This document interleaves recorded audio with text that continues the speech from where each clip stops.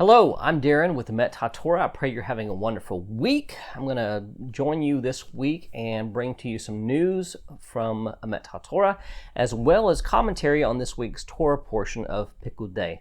And I'm running a little late this week. We've had a lot of technical problems with equipment failing and different things, so please forgive the tardiness, but we're trying to get these out regularly the first part of the week each week.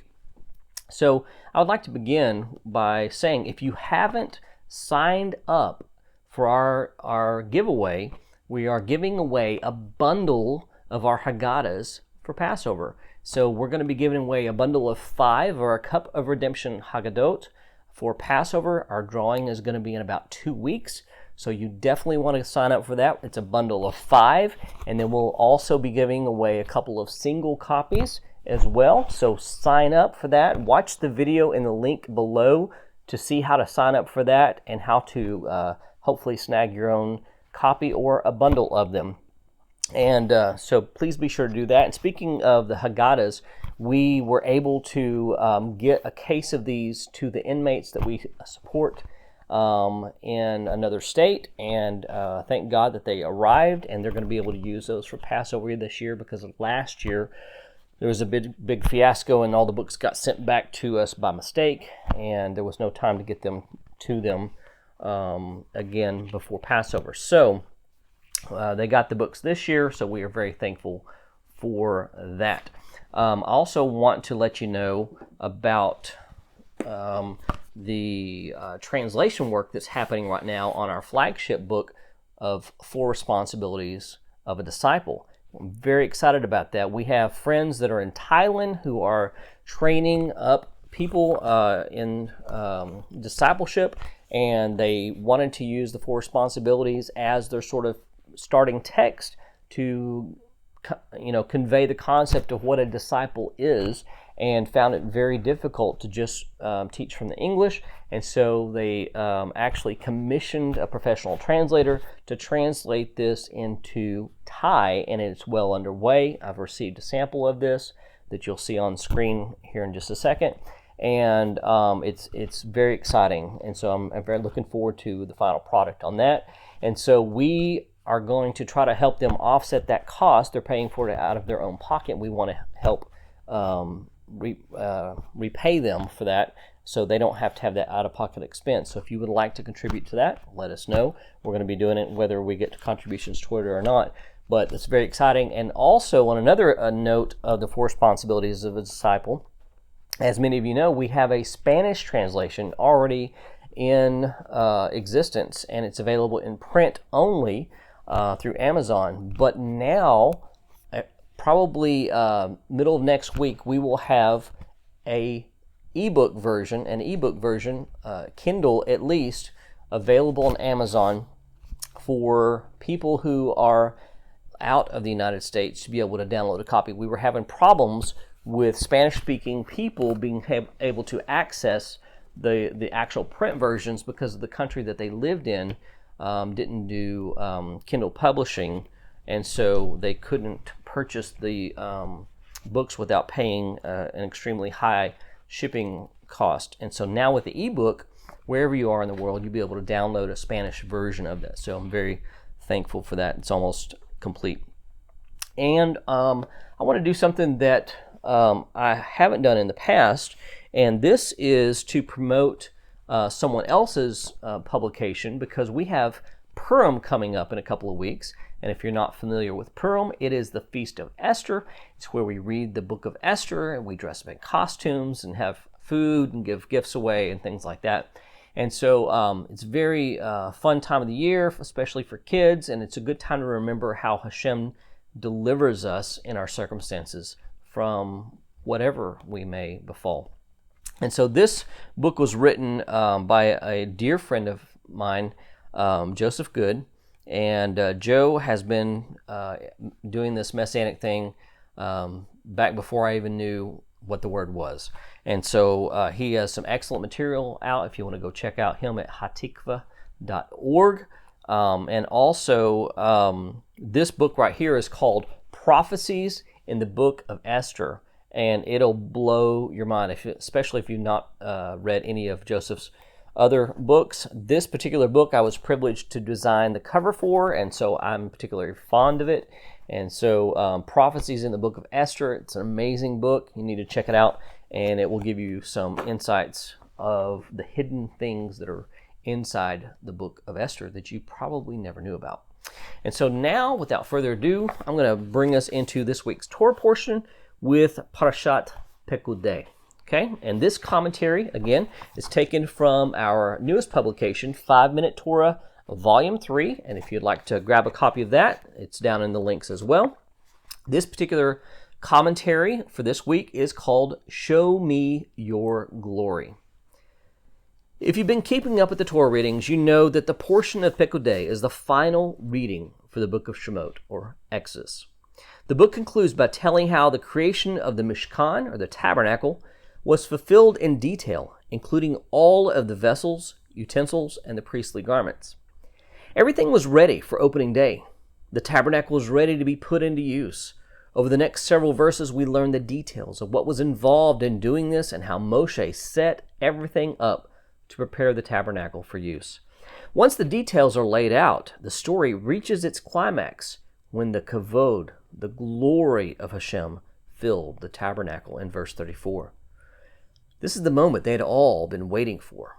It seems like the ideal condition for Moshe to enter the tabernacle, be in the Lord's presence, and begin ministering to him. But this wasn't the case. We read, Moshe was not able to enter the tent of meeting because the cloud settled on it and the glory of the Lord filled the tabernacle. Verse 35. Why couldn't Moshe enter into the tabernacle to minister to the Lord while his glory was filling it? Let's look at a few other instances that speak of God's glory and see if we can draw any connections to help us understand this. First, at Matan Torah, the giving of the Torah in Exodus 19, God's presence rested within the cloud atop the mountain. God revealed himself to the children of Israel at Mount Sinai in order to confirm his covenant and give them his Torah. Evidently, it was a terrifying sight to behold. There was thunder and lightning. A cloud rested on the top of the mountain, and the whole mountain was covered with smoke and trembled. Moshe ascended the mountain and received the Torah from God. And even though the cloud rested on the mountain, we do not hear of the glory of God being mentioned in this passage. In Exodus 24, we read about something even more strange. It says, Then Moshe and Aaron, Nadav and Avihu, and 70 of the elders of Israel went up, and they saw the God of Israel. They beheld God and ate and drank. Exodus 24, 9 through 11. Somehow they were able to do what no one else could do. They were able to gaze upon God and not die. God's glory, however, is distinctly absent from this encounter.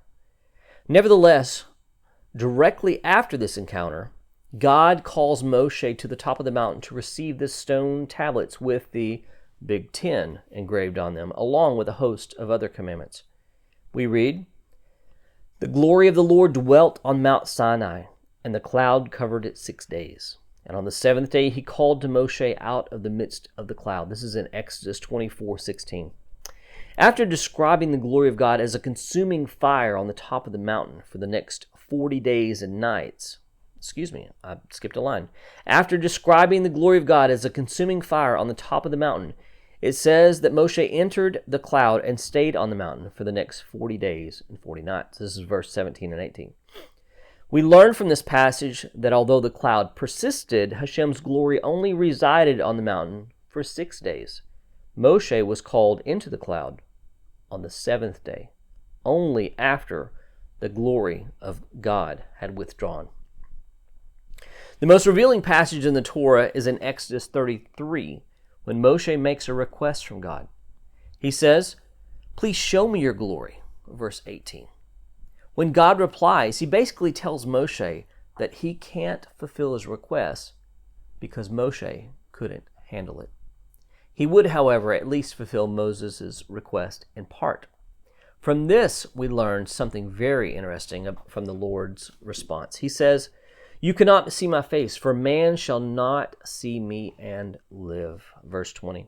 From this we can learn that God specifically links his glory to seeing his face. It seems that truly seeing God's glory is to see his face. Evidently, in each of these previous passages, there is more of an awareness of God's glory than anyone actually being able to see it. Moshe and the children of Israel appear to be able to sense it rather than directly encounter it, because it seems that if anyone does actually see or experience God's true glory, the result would be death.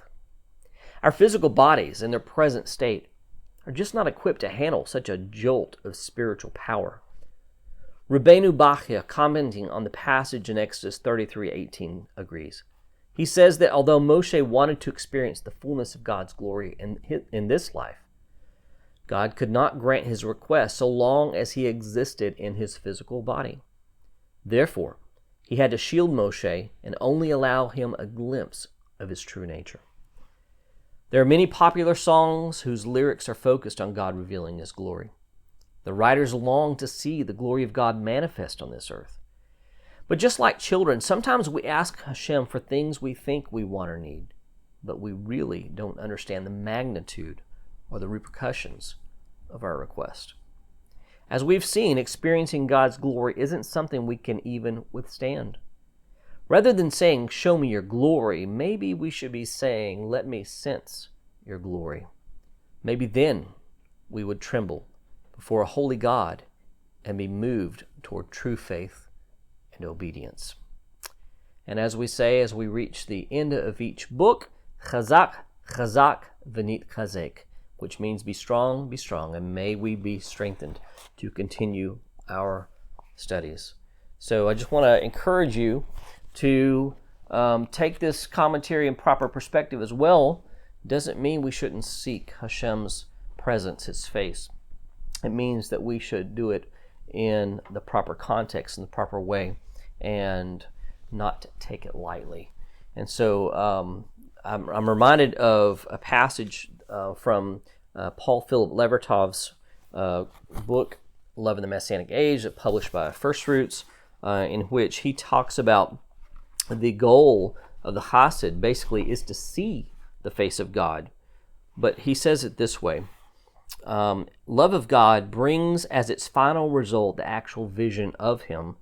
To attain this vision, the actual sight of God is the highest aim. It is a consummation which will not be reached until the Messianic age, but it is surely promised then. And so he says, basically, we're going to search and search and search, and it's our job to search and seek out his presence. But we may not ever actually achieve it in this life, but we shouldn't give up on that goal. But we need to respect it and fear his presence, his glory, and his presence completely in the way that we approach Hashem, the God of the universe, the Creator. And so the last thing that I'd like to mention is that I'm going to try doing these videos. I got some new equipment here I'm trying out. I had some equipment failures this week several times as I tried to record, and just now getting this video recorded finally. And so I'm going to try to get some new equipment. So if you would like to see better quality video and things of that nature, better audio, you can feel free to make a donation at the link at the bottom here. We're going to try to up the quality of these things to get you the best quality that we can. We're on a shoestring budget, as you know, and we're thankful for anything we get. So we're not begging, just letting you know that if you like an opportunity to help, you may do so.